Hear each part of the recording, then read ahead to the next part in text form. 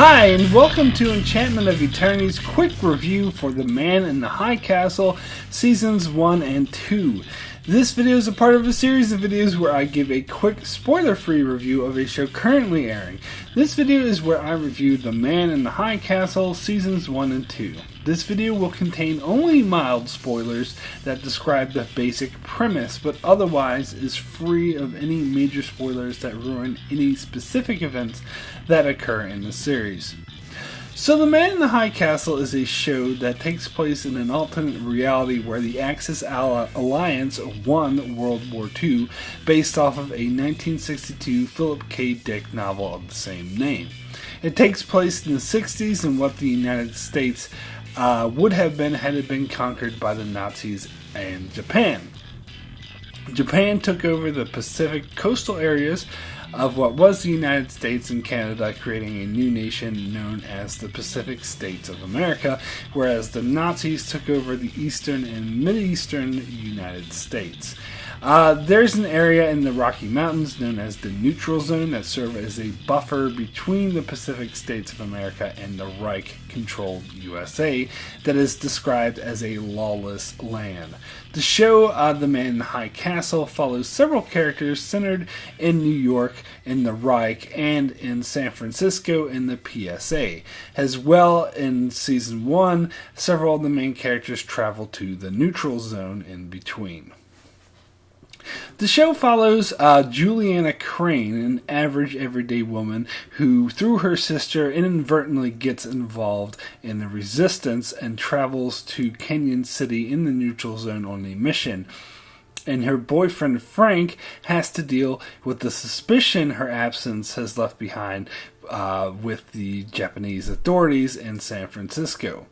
And Joe Blake, the resistance agent from New York, meets Juliana in Canyon City, but it turns out that he is a Nazi spy. And don't worry, that's not a spoiler because it's revealed in the very first episode. And then there's Joe's handler, a high-ranking Nazi in New York, Open Grouper Freer Smith, played by Rufus Sorrell, whom I recognize as playing the lead role in one of my favorite movies, Dark City.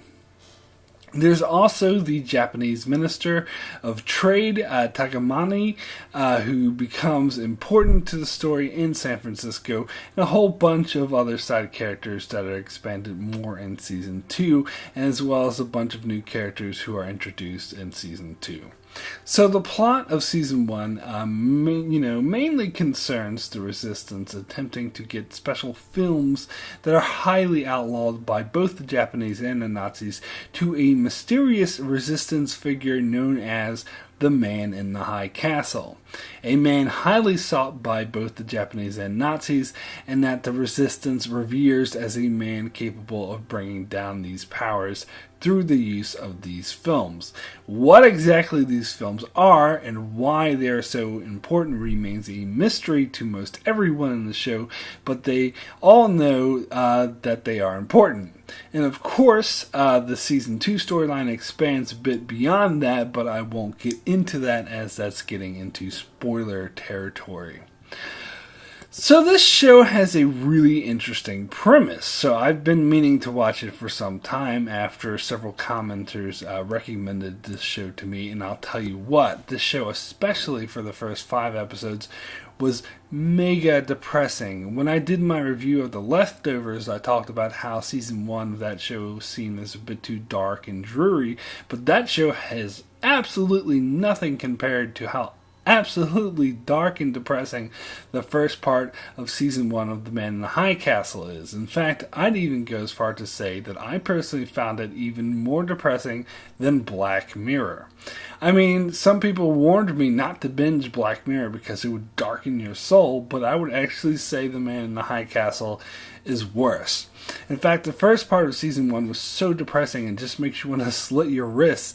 I don't know why someone would want to watch it. I mean, don't get me wrong.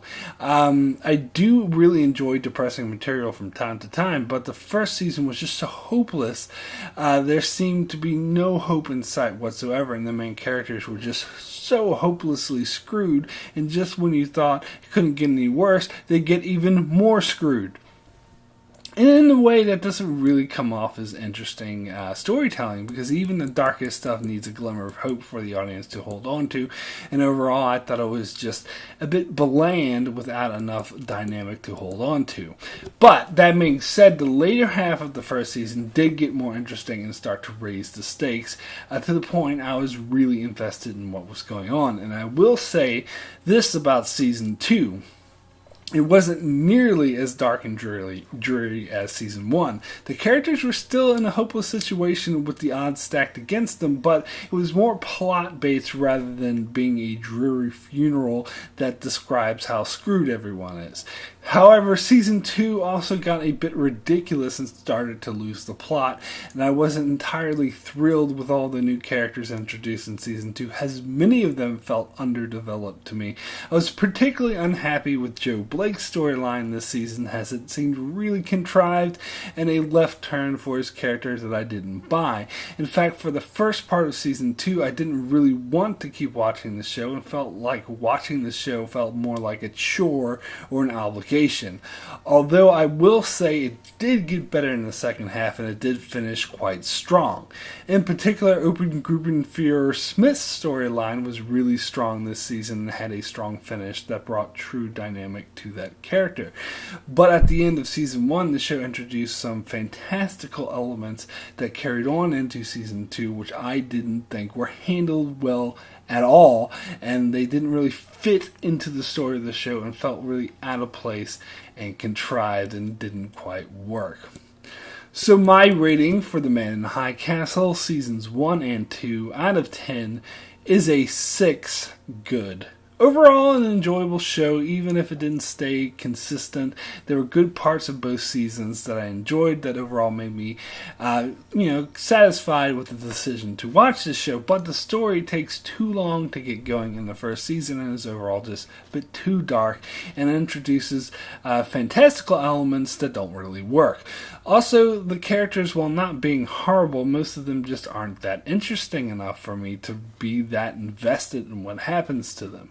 The main character, Juliana Crane in particular, suffers from what I like to call Ragnar Lothbrok syndrome, where all the characters focus on this character and talk about this character much more than what seems natural for the story. Therefore, all the attention she gets seems a bit artificial. But overall, it does give you an interesting glimpse into how horrible things could have been had history played out differently, and has enough interesting things to keep you watching.